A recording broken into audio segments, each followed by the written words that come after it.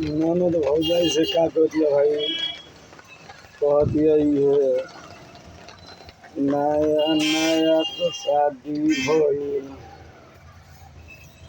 अरे नया नया तो शादी भइल, खेतो नहीं उकोड़ता।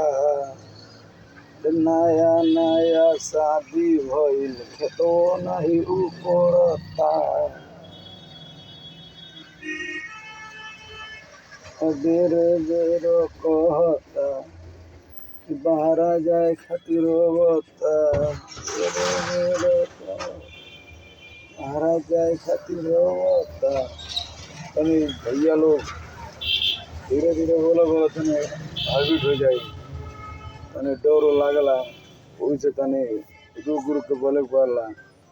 पहली बार सभी बोलत तनी, पहली बार बोल बोल के डालत तनी, धीरे धीरे तनी बोलो बोलो हैबिट हो जाए।